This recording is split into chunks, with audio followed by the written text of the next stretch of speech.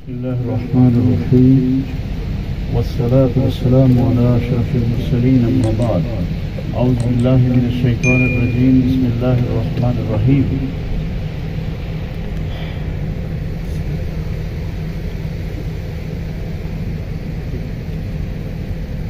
ومن يعظم شعائر الله فإنها من تقوى القلوب صدق الله العظيم.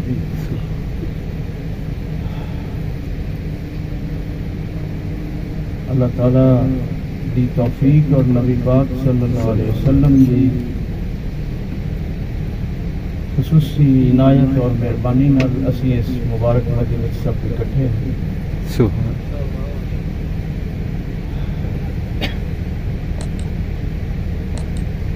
میں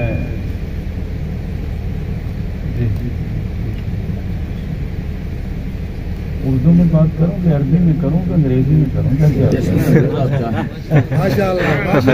مجھے کہہ رہے ہیں کہ اردو میں بات کیجیے. چلو میں کوشش کرتا ہوں. تو ٹھیک ہے. یہ جو میں نے آیات کے کریمہ تلاوت کی ہے اس میں اللہ تعالیٰ فرماتے ہیں کہ جو میری نشانیوں کی تعظیم کرے گا میں اس کو دل کا تقوی عطا فرماؤں گا. سبحان اللہ. جو میری نشانیوں کی تعظیم کرے گا میں اس کو دل کا تقوی عطا فرماؤں گا. تقوی کی بہت ساری قسمیں ہیں. آنکھ کا تقوی، زبان کا تقوی، کان کا تقوی، نماز کا، روزے کا، حج کا. تقوی کی بہت ساری قسمیں ہیں. عمومی طور پر مطلب ہے پرہیزگاری. لیکن جو دل کا تقوی ہے وہ اور ہے. تقوی القلوب اللہ نے خاص طور پر اس آیت میں. اور باقی تقوی جو ہیں وہ دل کے تقوی کے تابع ہیں. اگر دل کا تقوی ہے تو باقی تقوی قبول ہے. اگر دل کا تقوی نہیں تو پھر کوئی بھی تقوی قبول نہیں ہے. ساری عمر آپ نمازیں پڑھیں، حج کریں، روزے رکھیں، قربانیاں دیں، اثار کریں، خدمت کریں، کوئی تقوی آپ کا قبول نہیں ہوگا اگر دل کا تقوی قبول نہیں ہے. تو دل کا تقوی کیا ہے؟ مزے کی بات ہے کہ جتنے بھی تقوی ہیں ان کا تعلق براہ راست اللہ تعالیٰ سے ہے. لیکن دل کے تقوی کا تعلق براہ راست اللہ سے نہیں ہے، اللہ کی نشانیوں سے ہے. جو دل کا تقوی ہے اس کا جو تعلق ہے براہ راست اللہ سے نہیں ہے، وہ اللہ کی نشانیوں سے. اللہ فرماتا ہے جو میری نشانیوں کی تعظیم کرے گا میں اس کو دل کا تقوی دوں گا. اور دل کا تقوی عین عبادت ہے. عبادت صرف یہ نہیں ہے کہ آپ اذان سنیں، نماز پڑھ لیں، عبادت ہوگی. آپ مسکرا کے کسی سے مل لیں، یہ بھی عبادت خدا ہے. راستے میں پتھر پڑا ہوا اٹھا دیں، یہ بھی عبادت خدا ہے. اس طرح آپ مثلا ایک گھوڑا لیتے ہیں، اس کی خدمت کرتے ہیں، اس کو چارہ ڈالتے ہیں اس لیے کہ میں اللہ کی راہ میں اس کو بھیجوں گا، اس پہ جہاد کروں گا. تو وہ جتنی خدمت ہے وہ سب عبادت خدا ہے. عبادت کا بڑا وسیع تصور ہے. سرکار فرماتے ہیں ایسے گناہ ہے جو حج سے بھی نہیں جائیں گے، روزوں سے بھی نہیں جائیں گے تو صحابہ کرام پریشان ہوں گے. وہ کون سے ایسے گناہ ہیں؟ تو پھر کیا ہوگا؟ تو میرے نبی پاک علیہ السلام نے فرمایا ہاں جو روزی کمانے کے لیے محنت کرے گا، مشقت کرے گا، جو تکلیفیں اٹھائے گا اس کی وجہ سے وہ گناہ میں معاف کرتا ہوں. سبحان اللہ. تو میں سمجھتا ہوں آپ لوگ جو اپنے وطن سے اس کو وطن بنایا ہوا اور آپ ایک محنت کر رہے کوشش کر رہے. تو عبادت کی بہت ساری بڑا وسیع ہے. یہ عبادت کا جو تصور ہے یہ بڑا وسیع ہے. تو میں عرض کر رہا تھا کہ اللہ تعالیٰ فرماتے ہیں جو میری نشانیوں کی تعظیم کرے گا میں اس کو دل کا تقوی دوں گا. یا اللہ ہم تیری تعظیم کرنا چاہتے ہیں. فرمایا میری نہیں ہو سکتی ہے، میری عبادت ہو سکتی ہے، تعظیم اس کی ہو سکتی جو سامنے ہو. تو یا اللہ پھر فرمایا بس جو میری نشانی کی تعظیم کرے گا. تو یا اللہ ہم کیا کریں؟ فرمایا تیاری کر کے آ جاؤ مکے میں. مکے میں چلے گئے، احرام باندھ لیا. فرمایا طواف کر لیا، ایک پہاڑی پہ لے گیا. فرمایا یہ میری نشانی ہے. پھر دوسری پہ لے گیا. فرمایا یہ بھی میری نشانی ہے. یہ صفا مروہ میری نشانی ہے. عرض کی یا اللہ یہ اگر پہاڑ نشانی ہے تو پھر پاکستان میں بھی ہے. فرمایا وہ تو ٹھیک ہے لیکن پاؤں सिर्फ मेरी हाजरा की इन 2 पहाड़ों पे लगे, मस हुए। मेरी बलिया हाजरा के जो कदम है इन 2 पहाड़ियों पे मस हुए हैं, बस ये मेरी निशानी।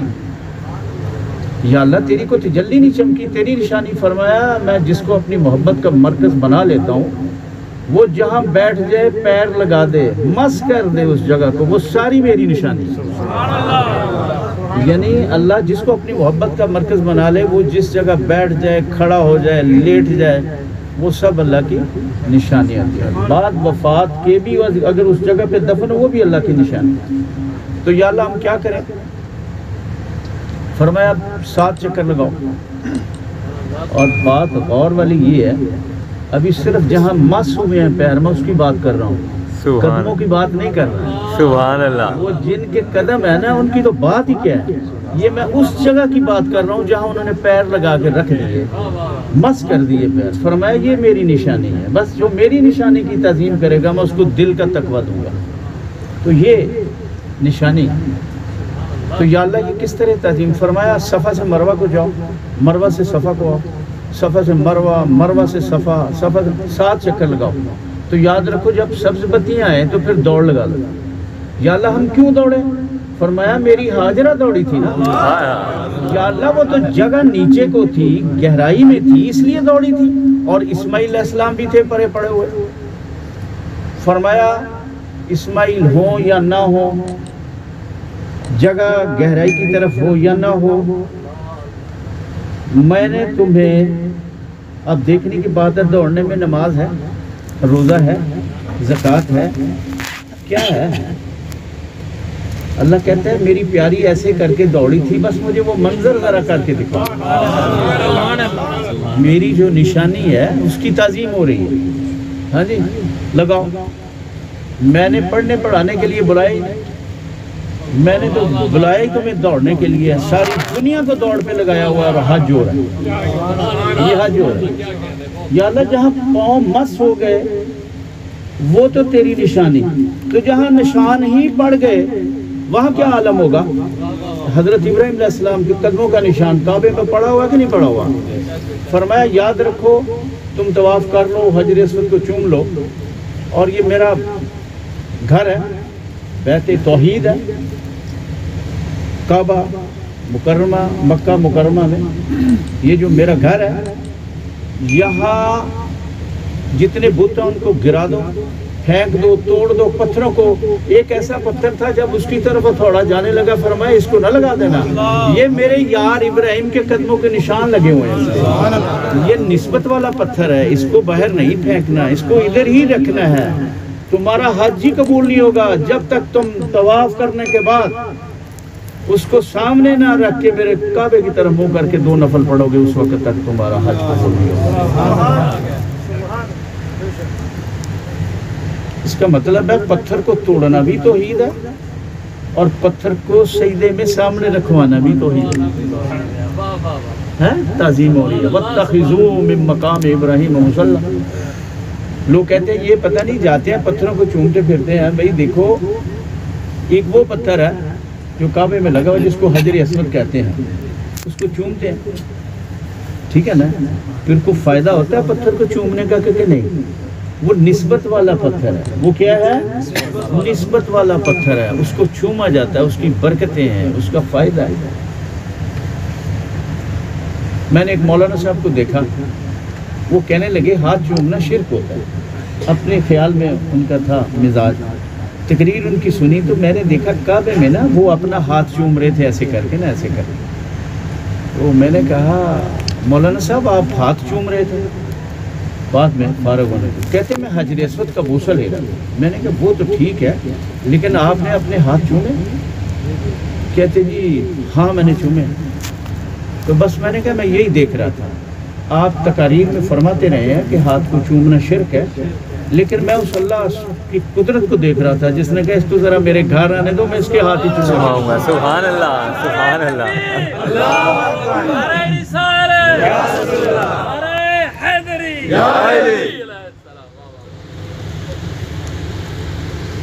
फिर मैंने कहा कि तो वो जहाँ से आप चूम रहे थे वहाँ नज़र नहीं आ रहा था, वहाँ तो सर ही सर थे ना, کہتے جی وہ میں تصور میں لگا رہا تھا. میں نے کہا کہ اگر پتھر کے تصور کا فیض تمہیں پہنچ سکتا ہے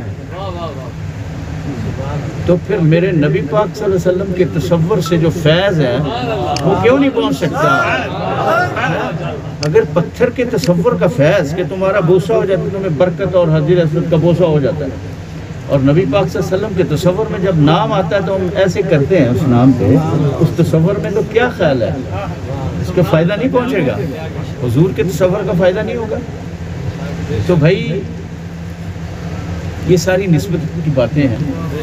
صحابہ کرام کی زندگی یہ تھی کہ انہوں نے یعنی نسبتوں کو سنبھالا ہے، اللہ کی نشانیوں کی تعظیم کی ہے. حضرت ابو اسماء ایک صحابی تھے، وہ ہاتھ نہیں ملاتے تھے کسی سے. یہ سنت ہے بھائی، مسافہ کرنا، ہاتھ نہیں ملاتے تھے. پوچھا کہ جی ہاتھ، انہوں نے کہا کہ میں 10 سال کا تھا جب نبی پاک کے ہاتھوں میں ہاتھ دے کے بیعت کی تو میں نے قسم کھائی وحدہ لا شریک کی کہ میں ہاتھ نہیں کسی کو دینا، میں نے سرکار کو سبحان اللہ، سبحان اللہ. اب یہ کیا ہے؟ حضرت جو خالد بن ولید تھے، وہ ایک دفعہ جنگ ہو رہی تھی تو لڑائی میں ایسے ہوا کہ گھوڑے سے آپ گر گئے. جب گر گئے تو پشت پہ جو کافر تھا وہ سوار ہو گیا. اب اس نے خنجر نکالا مارنے کے لیے، تو آپ فرما رہے تھے یار ٹوپی پکڑنا، ذرا ٹوپی پکڑا دینا میری. یار ٹوپی پکڑنا کسی صحابی کو کہہ رہے تھے ٹوپی پکڑو میری. اس نے دوڑ کے ٹوپی لی، آپ نے سر پہ ڈالی تو آپ نے نعرہ لگایا، نیچے سے نکلے تو وہ جو وہ کرنا چاہتا تھا نا، بس اس کا پکڑ کے نا آپ نے اس کو ایسے کیا کہ اس کی گردن کاٹ کے ایسے، اور وہ جو فتح تھی وہ پکی ہو گئی. تو بعد میں ساتھی نے پوچھا کہ حضور یہ کیا ہوا تھا؟ اس وقت تو بڑے خطرہ تھا، یہ کافر اوپر بیٹھا ہوا تھا، تو آپ ٹوپی کر رہے تھے. کہتے ٹوپی میں میرے نبی پاک کا بال مبارک تھا، میں اس لیے کہہ رہا ہوں. یہ جو نسبتیں ہیں ان کو سنبھالنا، ایمان کی حفاظت کرنا، اور پھر یہی ہے. اور یہ میں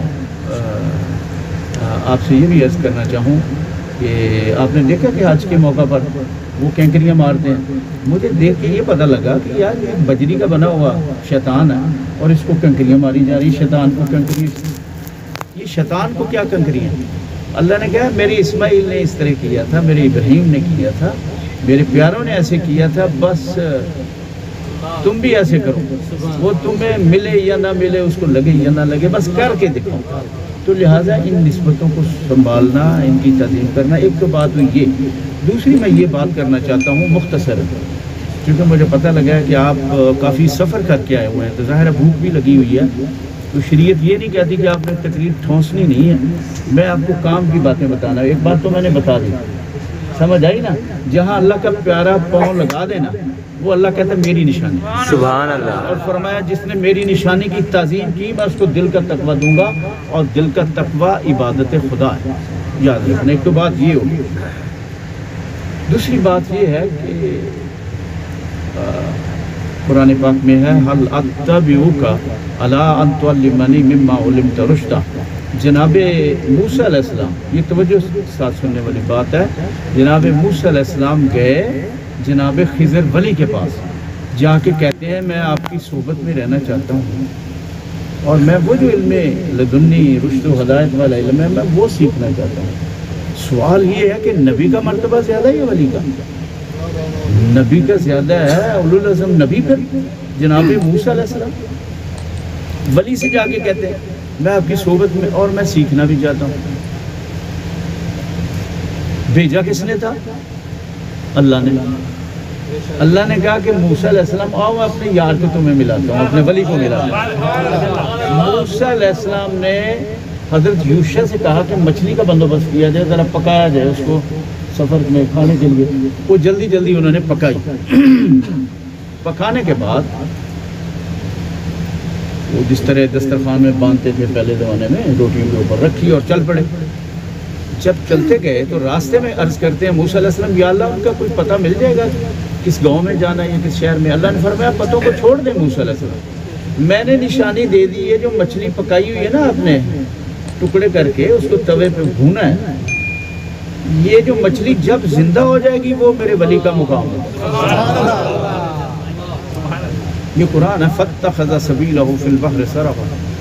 وہ پھر چلتے گئے ایک جگہ پہ آرام کر رہے کیا تھوڑا سا، کرنے کے بعد جب تھوڑا سا گئے آگے تو کہتے ہیں یوشع مجھے بھوک لگ گئی ہے تو روٹی لے آؤ۔ تو وہ یوشع علیہ السلام کہتے ہیں، وہ بھی نبی تھے، کہتے ہیں جناب مجھے تو شیطان نے بلا دیا، وہ تو مچھلی زندہ ہو کے پانی کو دوڑ گئی۔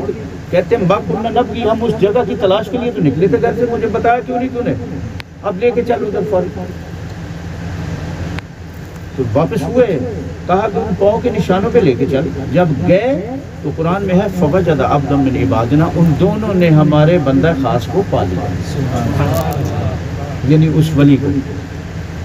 اب مچھلی کیسے زندہ ہوئی؟ جس فضا میں بیٹھے ہوئے تھے اللہ کے ولی جناب خضر، سانسیں لیتے تھے، وہ سانسوں کی ہوا اور موسم کی ہوا مکس ہو گئی۔ جب اس فضا سے مچھلی ٹکرائی ہے نا مردہ، تو وہ زندہ ہو کے پانی کو دوڑ گئی۔ نہیں سمجھے بات؟ کہتے ہیں نا، وہ کہتے ہیں نا وہ ولی کی جو میں جانا، جو میں جانے کی یہ برکتیں ہیں، جب اس کے قدموں میں ہی بیٹھا جائے تو پھر کیا عالم ہوگا۔ سبحان اللہ، سبحان اللہ۔ آج کل کیا کیا سبق دیے جا رہے ہیں کہ فلاں ولی جو ہے جی اس نے 30 سال گزارے، فلاں نے جی یہ مقام حاصل کیا، ولایت کا یہ مقام حاصل کیا، کسی نے 40 سال گزارے، 30 سال گزارے۔ یہ کہاں سے باتیں آ گئی ہیں؟ قرآن و حدیث ہی کافی، کیا ضرورت ہے ولی کے پاس جانے کی، ان کی صحبت میں بیٹھنے کی، ان کے درباروں پہ جانے کی؟ یہ جو کہا جاتا ہے ان کے لیے یہ آیت کافی ہے، جس میں ایک اولوالعزم نبی، صاحب شریعت نبی کی سنت ہے ولی کے پاس جانا اور درخواست کے لیے درخواست کرنا اور دعا کرنا۔ دو چیزیں نکلی ہیں نا، یعنی ولی کے لیے دعا کرنا صحبت کے لیے اور درخواست کرنا، یہ نبی کی سنت ہے۔ تو اللہ کا شکر ہے کہ آپ لوگ یہ ذہن میں رکھیں کہ بلکہ قرآن کی اور آیت میں ہے وَمَن يُضْلِلْ فَلَن تَجِدَ لَهُ وَلِيًّا مُرْشِدًا، اللہ کہتا ہے میں جس کو میں گمراہ کر دوں گا اس کو ولی اور مرشد نہیں ملے گا۔ تو آپ خوش نصیب ہو کہ آپ ولی اور مرشد والے۔ اور پھر آگے دیکھیں، یہ ہمارے ایمان کا حصہ ہے ولی کی صحبت میں جانا، اور قرآن کا حکم ہے۔ یہ نقطہ خود اللہ تعالیٰ نے دیا، اگر کوئی بندہ انکار کرتا ہے وہ قرآن کا منکر ہے، اس کا دین سے کیا تعلق رہ جائے گا؟ تو یہ سمجھنے والی بات ہے کہ آپ خوش نصیب ہیں کہ ان کی محبت میں رہتے ہیں، ان کی صحبت میں بیٹھنے کو باعث اعزاز سمجھتے ہیں، اس لیے کہ اللہ تعالیٰ نے آپ کے دلوں کو چن لیا ہے ان کے ساتھ محبت کے لیے۔ اور یہ حدیث ہے مسلم کی، جب اللہ تعالیٰ کسی بندے سے محبت کرتا ہے تو پھر جبرائیل علیہ السلام کو کہتا ہے جبرائیل میں فلاں شخص سے محبت کرتا ہوں، تو بھی کر، وہ بھی کر کے آتے ہیں، عرض کرتے ہیں یا اللہ میں نے کی ہے، فرمایا اب سب فرشتوں کو کہو کہ اس میرے پیارے سے محبت کریں، وہ سارے فرشتے کر کے آتے ہیں، پھر حکم ہوتا ہے ایسے کرو ان فرشتوں کو دوبارہ بھیجو۔ اب صاف صاف دل دیکھ کے آئے یہ فرشتے، ان دلوں میں میرے اس پیارے کی محبت رکھ کے۔ اب یہ جو لوگ محبت نہیں کرتے اس میں تو پھر ہمارا قصور تو نہیں ہے، ان کے دل صاف نہیں تھے، اللہ نے محبت ہی نہیں رکھی تو پھر وہ کیسے کریں گے؟ تو یہ جو محبت ہے یہ من اللہ ہے، اور آپ خوش نصیب ہیں کہ آپ ان لوگوں کی محبت میں، کیونکہ آج کل کوئی دور زیادہ ہی خطرناک ہوتا جا رہا ہے کہ لوگ کہتے ہیں کہ ضرورت نہیں ہے، قرآن و حدیث ہی کافی ہے۔ تو یہ میں آپ کو بتانا چاہتا ہوں، میں ایک دفعہ رحیم یار تھا، ایک دفعہ گیا تو وہاں کسی نے یہ سوال کیا کہ جی وہ کہا کہ جی وہ کیا ضرورت ہے جانے کی، قرآن بھی کافی ہے۔ تو میں نے کہا اگر اللہ کا نبی سمیت اللہ کے کلام ولی کے پاس جا کے کہے کہ جی میں آپ کی صحبت میں رہنا چاہتا ہوں اور میں سیکھنا چاہتا ہوں، تو پھر اس کا کیا ہوگا؟ اس لیے میری دعا ہے کہ اللہ تعالیٰ آپ کو صالحین کی محبت، سنگت، صحبت عطا فرمائے۔